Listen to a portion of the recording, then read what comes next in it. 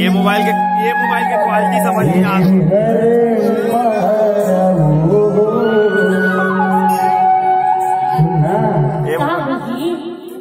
तुला कैसे लगा थे गाँव मोबाइल की क्वालिटी समझ नहीं आ रही। ना चला थे। अच्छा ये बाबा कैसे लगा तुला? ये है ना सबने ज्यादा अच्छा लगा था। कितना आनंद से देखा थे देखा थे नहीं? तू ही भल नहीं पूरा प्रोग्राम में देखा थे।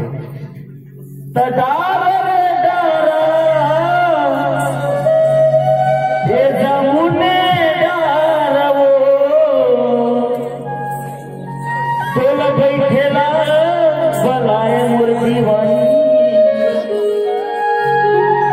हमारे पाऊ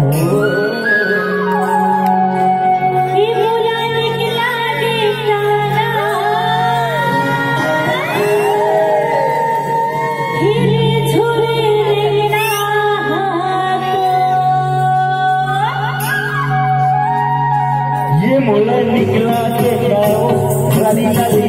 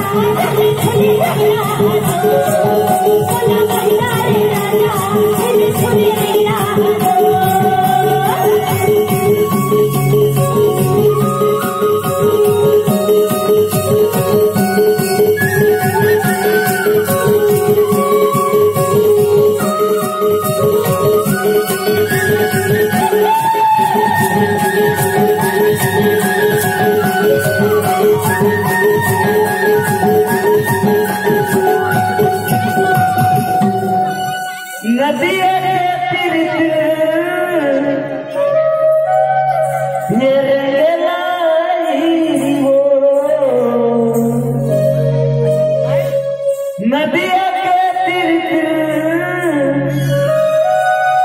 ये रंगलाई वो जब रंगे तैमूर रानी ये बाजा है पैरीना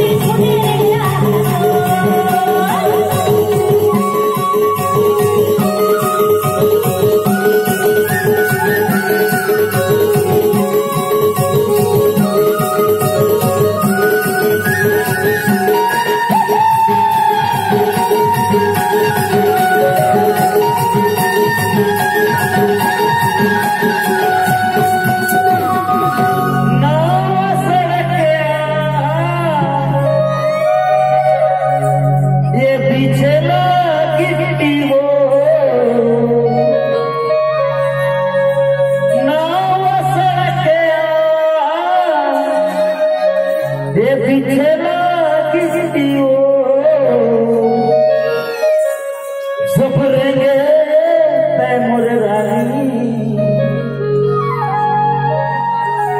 सुन ले सुनाना ये कागा है भाई भंडारपुर